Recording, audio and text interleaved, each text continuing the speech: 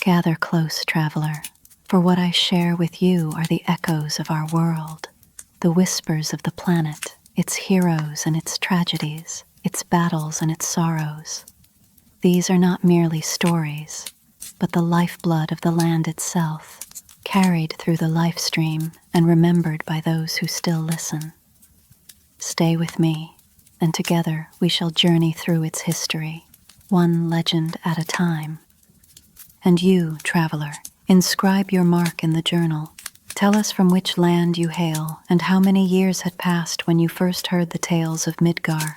For your story, too, is part of the great memory. Now, let us walk back through the ages and remember what was long ago. Tifa Lockhart, the heart of memory. In the shadow of the great Mount Nibel, where Mako springs bubble with ethereal light and ancient mysteries lumber beneath weathered stone, there stands a village that time seems to have forgotten. Nibelheim, a place of red-tiled roofs and winding cobblestone paths, where the air carries the scent of mountain flowers and the distant hum of the planet's life stream. It is here, in this pocket of tranquility, nestled between towering peaks, that our tale begins. Not with the clash of steel or the roar of monsters, but with the gentle footsteps of a child who would grow to become one of the most pivotal figures in the planet's struggle for survival. Her name was Tifa Lockhart, and even as a young girl she possessed a quality that seemed to draw others to her like moths to a flame. Perhaps it was the warmth in her deep crimson eyes, or the way her dark hair caught the mountain sunlight as she moved through the village with quiet confidence. There was something about Tifa that spoke of groundedness, of roots that ran deep into the very soil of Nibelheim itself. She was not merely a child of the mountain village. She was its heart made manifest, its spirit given form. In those early days, before sorrow would come to know her name, Tifa's world was small but complete. The village blacksmith's daughter, she had grown up with the sound of hammer on anvil as her lullaby, with the sight of her father's weathered hands shaping metal into tools that would serve their neighbors. The Lockhart name carried weight in Nibelheim, not through wealth or political power, but through the simple, honest work of generations who had called this place home. But even in childhood, Tifa was not content to simply observe from the sidelines. There burned within her a flame of curiosity, a desire to test herself against the world's challenges. She took to martial arts with the same dedication her father brought to his forge, spending hours perfecting her form, building strength not just in her limbs, but in her spirit. Her fists would become weapons, yes, but more than that. They would become instruments of protection, extensions of a heart that could not bear to see others suffer. And then there was Cloudstrife, the blonde boy from the edge of town, the one who walked alone through Nibelheim streets with his head down and his thoughts turned inward. While other children played together in easy camaraderie, Cloud remained apart, a solitary figure who seemed to carry burdens far too heavy for his young shoulders. Perhaps it was this very isolation that drew Tifa's attention, for even then she possessed an instinct to reach toward those who stood in the shadows. Their childhood was marked by a distance that neither fully understood. Cloud, dreaming of escaping Nibelheim's confines to join the legendary soldier program, saw in Tifa everything he believed he could never have: acceptance, belonging, the easy confidence that came from knowing one's place in the world. And Tifa, though she may not have fully grasped it at the time, found herself drawn to the quiet intensity that surrounded Cloud like a second skin. The defining moment of their youth came not in joy, but in tragedy. When Tifa's mother passed away, the young girl's world shattered like glass upon stone. In her grief, she became convinced that by crossing the treacherous bridge that led up Mount Nibel, she might somehow find a way to reach her mother's spirit. It was a child's desperate logic, born of pain too great for a young heart to contain. Cloud followed her that day, though whether from concern or his own compulsions, none could say. The mountain, ancient and unforgiving, claimed its price for their trespass. The bridge gave way beneath them, sending both children tumbling into the rocky depths below. Cloud emerged with minor injuries, but Tifa lay unconscious for 7 days, her life hanging by the thinnest of threads. When she finally awoke, she found not just her father's worried face, but the weight of Cloud's guilt as well. The other villagers, seeking someone to blame for the accident, had turned their anger toward the boy who had already stood apart from their community. In their eyes, Cloud had led their beloved daughter into danger, and his punishment was to be cast out even further from their circle. This was the cruel irony that would define their relationship for years to come. In trying to protect her, Cloud had inadvertently deepened the gulf between them, and Tifa, still struggling with her own recovery, found herself caught between her memory of events, fragmentary and uncertain, and the narrative that the village had constructed around them. Years passed, and Cloud made good on his childhood promise to leave Nibelheim behind. He spoke of joining Soldier, of becoming strong enough to matter in a world that seemed determined to overlook him. Tifa listened to these dreams with a mixture of admiration and sorrow, understanding that his departure was as inevitable as the mountain winds. She promised to read about his accomplishments in the newspapers, to watch for news of the great Cloud strife, who would surely make his mark upon the world. But the world, as Tifa would learn, has little respect for the promises of children. The Nibelheim incident, a phrase that would echo through her nightmares for years to come, arrived 5 years later like a plague upon their peaceful existence. The Shinra Electric Power Company, that great devourer of the planet's life force, had sent a team to investigate the malfunctioning Mako reactor that sat high on Mount Nibel. With them came soldier operatives, including the legendary Sephiroth himself, silver-haired and beautiful as a fallen angel. And among the Shinra troops was a figure that should have been familiar, should have brought joy to Tifa's heart. A young man with blonde hair and the unmistakable stance of soldier training. But when their eyes met, there was no recognition there, no warmth of childhood friendship. The man who stood before her was Cloud Strife in name and appearance. Yet something fundamental seemed absent, as if the mountain boy she had known was merely a faded photograph beneath this new reality. The confusion would have been nothing more than personal disappointment, a bittersweet reminder of time's passage, if not for what followed. The investigation at the reactor uncovered truths too terrible for Sephiroth's mind to contain.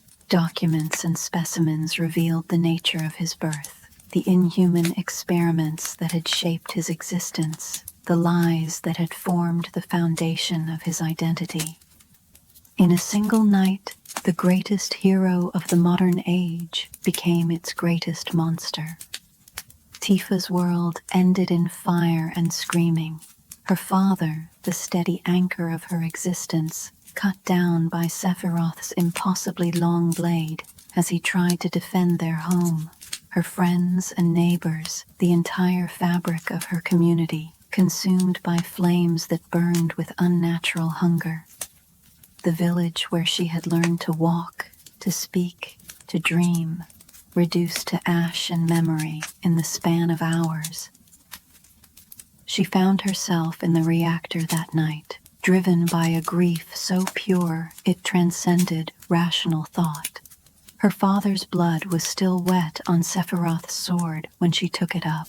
This slip of a girl against the most powerful warrior alive. The blade was too heavy for her untrained hands, the reach too great for her frame. But in that moment, she was not Tifa Lockhart, the village girl. She was vengeance given form, love transformed into desperate action. Sephiroth cast her aside as easily as one might swat an insect, sending her tumbling down the reactor's metal stairs. As darkness claimed her consciousness, the last thing she saw was another figure rushing toward the silver-haired destroyer, someone who moved with familiar determination, someone who called Sephiroth's name with a voice that might have been Cloud's, but that was impossible.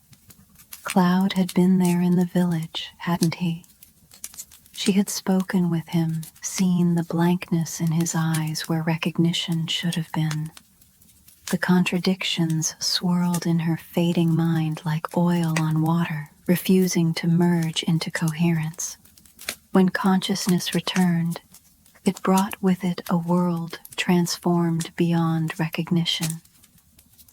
Zangan, the martial arts master who had been her teacher in the years following her mother's death, had found her broken body amid Nibelheim's ruins. Through skill and determination that bordered on the miraculous, he had nursed her back to health, rebuilding not just her shattered bones, but her will to continue living. Yet even Zangan's mastery could not heal the deeper wounds. The memories of that night refused to settle into neat, comprehensible patterns. Cloud had been there. Of this, she was certain. But the details remained frustratingly elusive, like trying to grasp smoke with bare hands. Had he tried to help her father? Had he fought against Sephiroth? The questions gnawed at her with persistent hunger, unanswered and perhaps unanswerable. Under Zangan's tutelage, Tifa's body became a weapon worthy of her spirit's fire.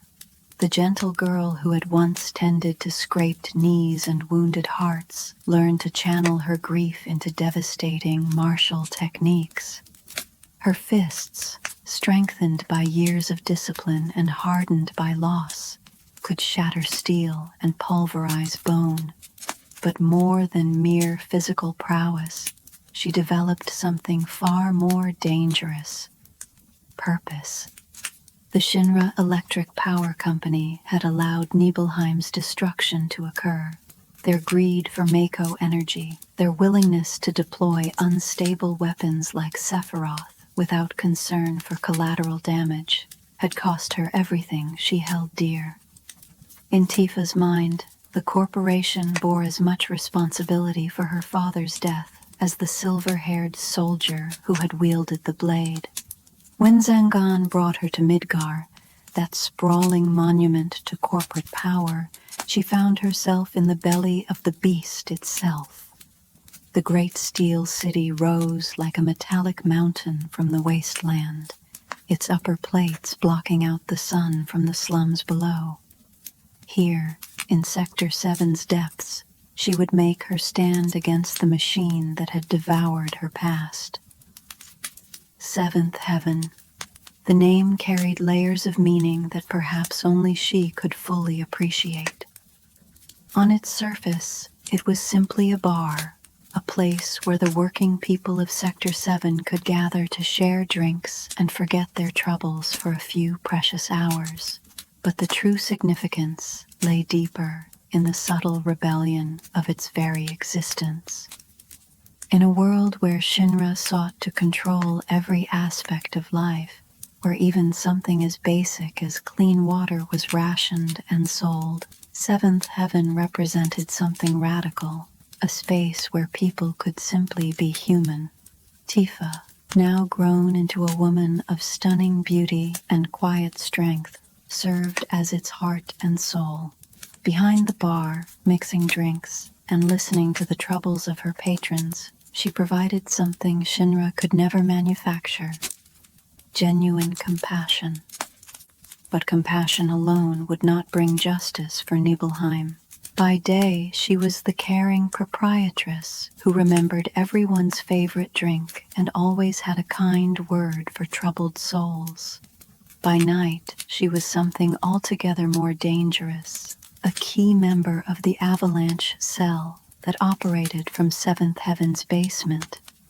The environmental terrorist group, as Shinra's propaganda labeled them, sought to strike directly at the corporation's Mako reactors, the mechanical hearts that pumped the planet's life stream into corporate coffers.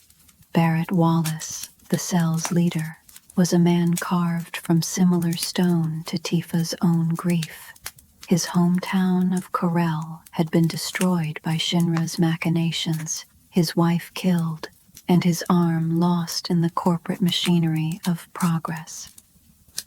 In Barrett's righteous fury and Tifa's cold determination, Avalanche found the emotional fuel it needed to strike at targets that should have been impossible for a ragtag group of rebels to reach.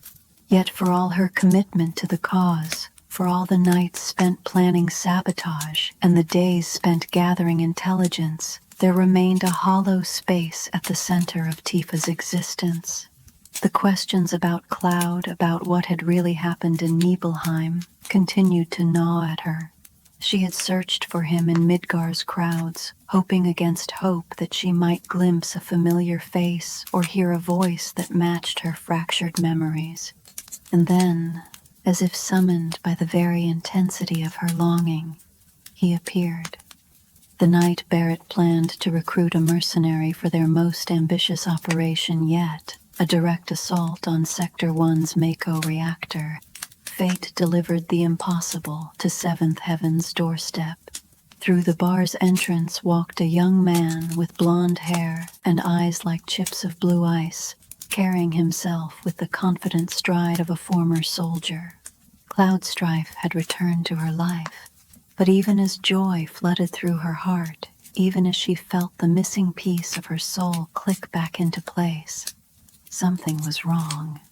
This Cloud spoke as if their childhood friendship was common knowledge, as if the years between Nibelheim and Midgar had been filled with regular correspondence. He remembered details that matched her own memories, spoke of promises and connections that she had treasured in solitude.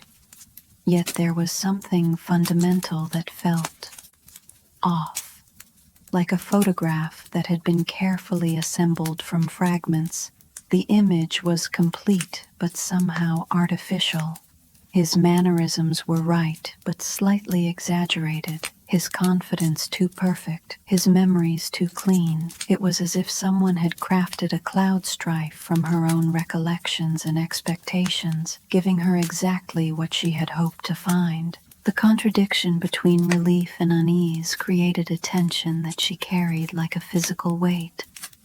She wanted desperately to believe that her oldest friend had returned, that the years of uncertainty and loss might finally have meaning, but her intuition, honed by grief and hardship, whispered warnings that her heart was reluctant to hear. Still, she welcomed him into Avalanche's ranks, watching as he integrated himself into their operations with a skill that spoke of genuine combat experience. His sword work was flawless, his tactical thinking sound, his ability to remain calm under pressure exactly what their dangerous missions required. Whatever questions surrounded his identity, there was no doubt about his effectiveness as a warrior. The bombing of the first Mako reactor proceeded flawlessly, a precision strike that disabled Shinra's machinery without causing civilian casualties. For Tifa, the mission represented more than a successful operation. It was proof that the Faceless Corporation could be hurt, that even in their towering arrogance, they remained vulnerable to those with sufficient determination. But Shinra's retaliation would prove that they had underestimated both the corporation's ruthlessness and their willingness to sacrifice their own citizens to maintain control. The collapse of Sector 7's support pillar stands as one of the most monstrous acts in recorded history, an atrocity that revealed the true depths of corporate evil. When Avalanche's operations began to seriously threaten Shinra's profit margins, the executives made a calculation that chills the blood. They would murder tens of thousands of their own citizens and blame the deaths on the terrorists. Tifa fought with desperate fury to prevent the catastrophe, scaling the pillar itself in a hopeless attempt to stop the demolition charges. Beside her, Cloud and Barrett shared her desperation, but they were three individuals against the full might of Shinra's military apparatus. The Turks, Shinra's elite operatives, had been deployed to ensure the operation's success, and even their obvious distaste for the mission could not overcome their professional loyalty. As the pillar began its inevitable collapse, as the metal screamed and twisted under forces too great for even Shinra engineering to contain, Tifa experienced a moment of perfect clarity. Seventh Heaven was going to die. The community she had built, the people who trusted her, the children who played in her bar while their parents worked, all of them would be crushed beneath tons of falling steel and concrete. The weight of that knowledge was almost more than her spirit could bear. She had survived the destruction of Nibelheim, had rebuilt herself from the ashes of her former life, only to watch helplessly as history repeated itself on an even grander scale. Once again, Shinra's greed had claimed everything she cared about. Once again, she had been powerless to protect those who depended on her. But even in the depths of despair, even as Sector 7 became a tomb for thousands of innocent souls, Tifa discovered something about herself that would sustain her through the trials to come. She possessed a strength that transcended physical prowess, a resilience that could not be broken by any external force. The girl who had lost her mother and survived, who had seen her father murdered and endured, who had rebuilt her life from nothing. That girl had grown into a woman who could face any darkness and emerge with her humanity intact.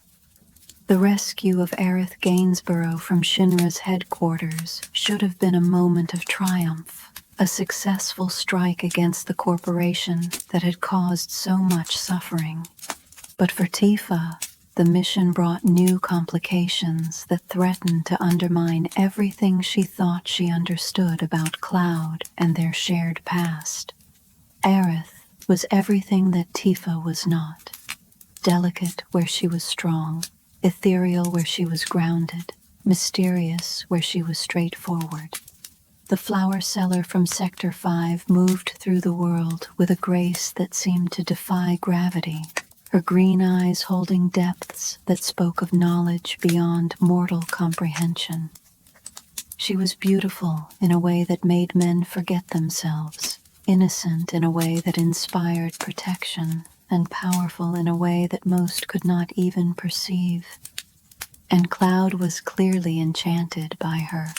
Watching them together, Tifa felt the sharp bite of jealousy tempered by something more complex, a recognition that Aerith possessed qualities that might be better suited to healing Cloud's obvious wounds. Whatever trauma had shaped him during his missing years, whatever had created the strange disconnections in his memory and manner, perhaps it required the touch of someone who could see beyond the physical world. Yet even as she wrestled with these feelings, Tifa found herself growing genuinely fond of the flower girl. Aerith's kindness was not the calculating gesture of someone seeking advantage, but the natural expression of a heart that could not help but care for others.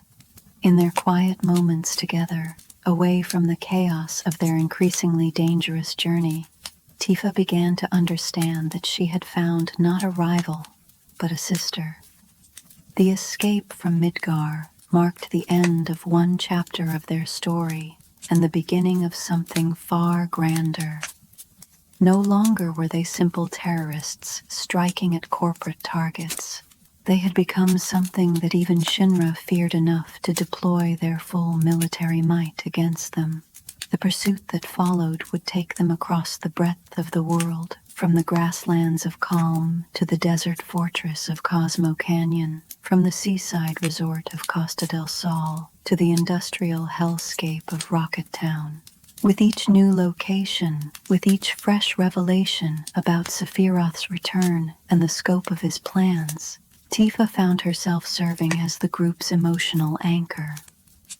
While Cloud struggled with fragmentary memories and Aerith wrestled with the weight of her Citra heritage, while Barrett fought his own demons and the others dealt with their personal traumas, Tifa provided the steady presence that kept them functioning as a unit. She was not the leader. That role fell naturally to Cloud, despite his psychological struggles. Nor was she the most powerful. Aerith's command of magic and the planet's whispers gave her abilities that transcended conventional strength. But Tifa was something equally valuable. She was the heart that remembered what they were fighting for, the conscience that refused to let them become the very monsters they opposed. In the gold mines of Coral Prison, she watched Barrett confront the ghosts of his past and emerge stronger for the experience. In the abandoned Shinra mansion of Nibelheim, rebuilt by corporate hands to hide the evidence of their crimes, she felt the weight of her own history pressing down like a physical force. The town looked exactly as she remembered, but it was a hollow replica, populated by actors paid to maintain the illusion that nothing had ever happened there. But it was in the Temple of the Ancients that Tifa's world truly began to unravel. The ancient structure, hidden deep within the primordial forest, held secrets that predated human civilization. Within its shifting passages and impossible geometry, they discovered the true scope of Sephiroth's plan. The black materia, a sphere of crystallized destructive force capable of calling down the ultimate magic, Meteor. With it, Sephiroth could wound the planet so deeply that all its life stream would rush to the point of impact, allowing him to absorb its power and become a god. The revelation should have united them in determination to prevent such an unthinkable catastrophe. Instead, it exposed the fundamental flaw that had been growing at the heart of their group, like a cancer. Cloud's fractured psyche, stressed beyond its breaking point by the temple's revelations, finally shattered completely. Under Sephiroth's malevolent influence, Cloud became something terrifying, a puppet dancing to strings only he could see. His eyes took on an alien light. His voice carried harmonics that spoke of inhuman control. And when Aerith tried to stop him from delivering the black materia into their enemies' hands, Cloud's response was swift and brutal. Tifa watched in horror as the man she had loved since childhood raised his hand against the gentlest soul any of them had ever known. Only the intervention of their companions prevented a tragedy that would have destroyed them all, but the damage was done. Cloud's condition was deteriorating, and there seemed to be no way to reach the person trapped within his crumbling mind.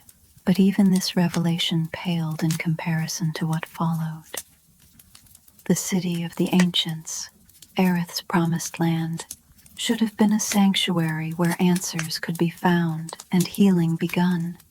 Instead, it became the stage for the most devastating loss any of them would ever experience.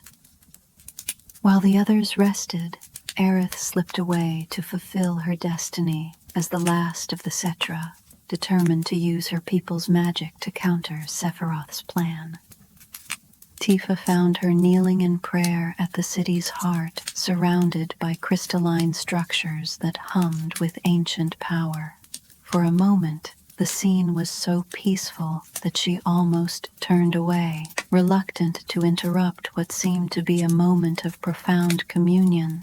But then she saw Cloud approaching from the far side of the chamber, his massive sword raised above Aerith's defenseless form.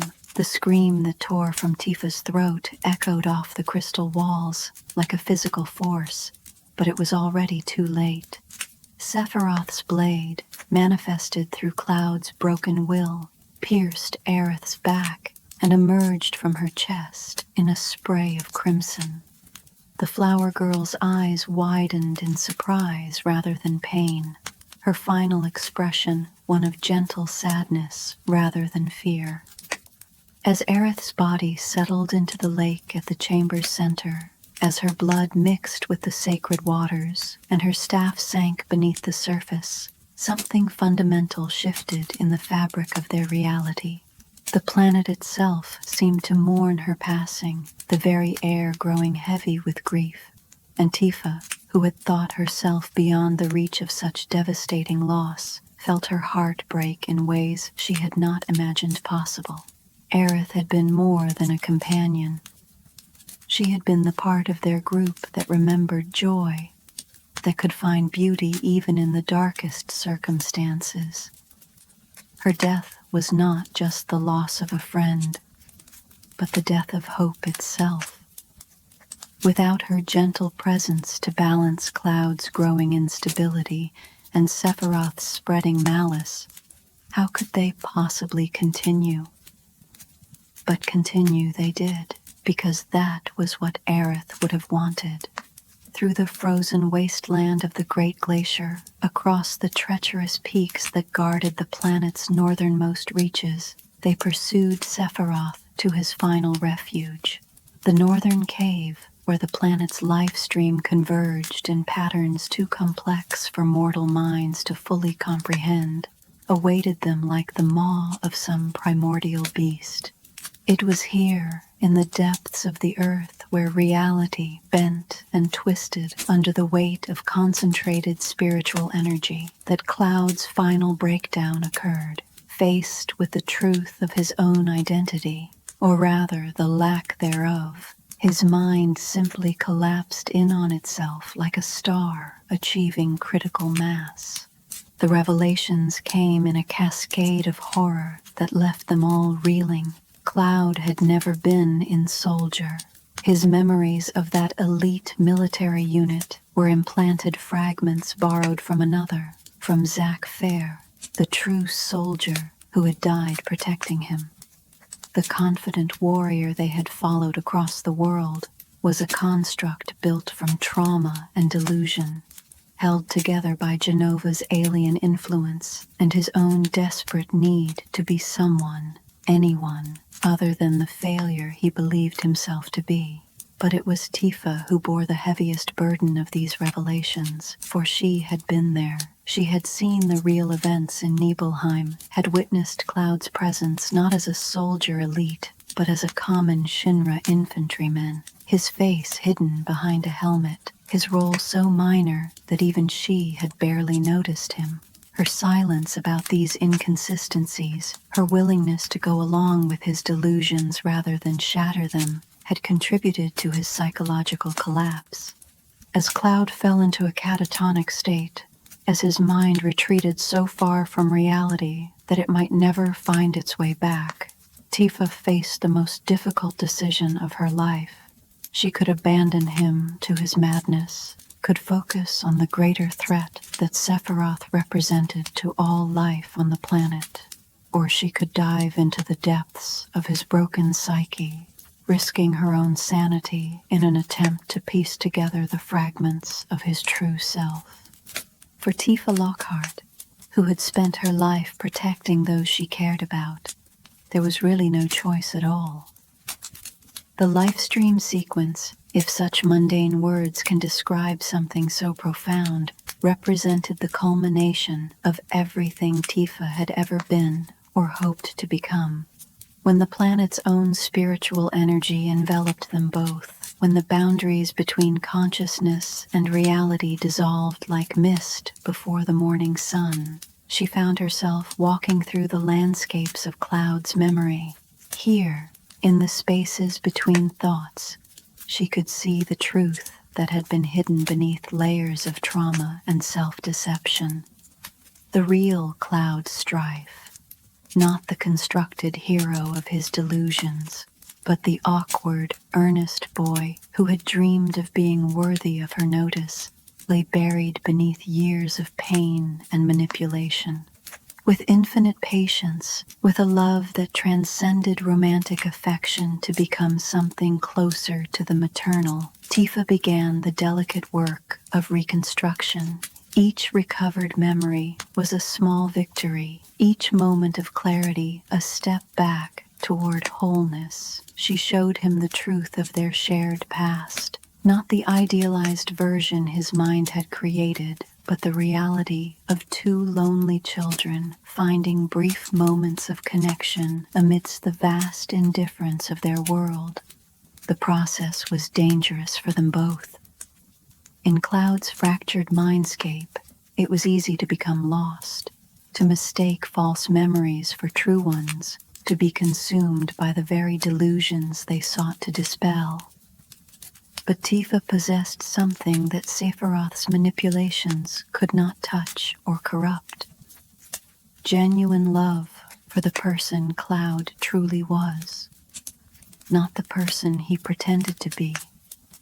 When they emerged from the life stream, when consciousness returned to their physical forms, they were both changed. Cloud had recovered not just his memories, but his sense of self, finally accepting that he was worthy of love and respect, not because of any great deeds or martial prowess, but simply because he was himself. And Tifa had discovered that her greatest strength lay not in her fists or her fighting techniques, but in her capacity to heal wounds that no medicine could touch. The final battle with Sephiroth, when it came, was almost anticlimactic after the psychological struggles that had preceded it. The silver-haired angel of destruction, for all his power and malice, could not stand against opponents who had learned to draw strength from their connections to each other rather than from their individual abilities. But it was in the aftermath of victory, as they stood among the ruins of the northern cave, watching Meteor's inexorable approach toward the planet, that Tifa truly understood the scope of what they had accomplished. Aerith's final prayer, cast from beyond the barrier of death itself, had summoned the life stream to intervene. The planet's own spiritual energy rose like a green tide to meet the falling star. And in that collision between destruction and creation, between despair and hope, a new future was born. Yet even as the immediate crisis passed, even as Meteor was turned aside and Sephiroth's threat ended, Tifa knew that their true work was just beginning. The world they had saved was broken in ways that would take generations to heal. Shinra's corporate empire had collapsed, leaving vast regions without infrastructure or governance. The environmental damage caused by decades of Mako extraction would require careful tending to reverse, and the psychological trauma inflicted on countless individuals would demand the same patient care she had shown to Cloud. In the years that followed, though this chronicler cannot speak of them with certainty, for they lie beyond the scope of our tale, Tifa Lockhart would become something unprecedented in human history. She was not a ruler in any conventional sense, not a military leader or corporate executive. Instead, she became something far more valuable, a symbol of the possibility for healing, a living reminder that even the most shattered souls could be made whole again. From her rebuilt seventh heaven, she would tend to the wounded of a wounded world, offering not just food and shelter, but the more precious gift of understanding. Those who had lost everything in the chaos of Shinra's fall would find in her a kindred spirit, someone who had walked through the valley of the shadow of death and emerged with her humanity not just intact, but enhanced. The martial arts techniques she had mastered would be passed on to a new generation, but not as instruments of war. Instead, she would teach them as forms of meditation, as ways of achieving the balance between strength and gentleness that she herself embodied.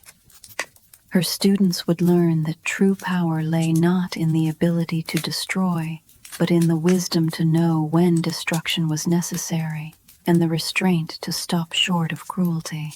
But perhaps most importantly, Tifa would serve as the keeper of memory, not just her own memories, but the collective memory of all who had been touched by their journey.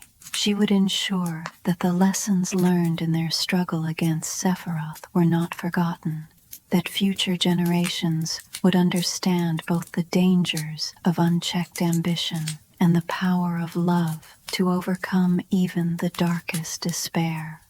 Standing now at the end of our tale, we can see that Tifa Lockhart's true heroism lay not in any single moment of glory, but in the countless small acts of compassion that defined her character.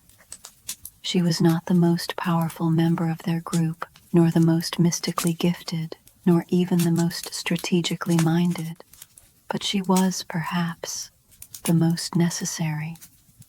In a story filled with larger-than-life figures, Cloud with his impossible sword and tragic destiny, Sephiroth with his angelic beauty and monstrous ambitions, Aerith with her connection to the planet itself, Tifa represented something equally important but far more subtle. She was the human heart at the center of an inhuman conflict, the reminder that beneath all the magic and technology and corporate machinations, their struggle was ultimately about very simple things: love, loss, memory, and the courage to keep going when all seems lost. The planet that she helped save would remember her, not as a warrior who cut down enemies by the thousands, but as a healer who refused to let even one broken soul remain beyond redemption. In the green glow of the life stream, in the whisper of wind through mountain passes, in the laughter of children playing in rebuilt cities, her legacy would endure. For Tifa Lockhart had learned the greatest truth of all, that the most profound changes come not through grand gestures or dramatic battles, but through the patient work of tending to hearts and souls, one person at a time. In a world that often seemed determined to break the spirits of those who dared to care, she stood as proof that love, real love, not the idealized version that exists only in fantasies, but the difficult, complicated, sometimes painful love that sees clearly and chooses to remain anyway, could indeed move mountains. And so our tale concludes not with the clash of steel or the roar of magic, but with the quiet satisfaction of work well done, of promises kept, of friends saved, and enemies redeemed.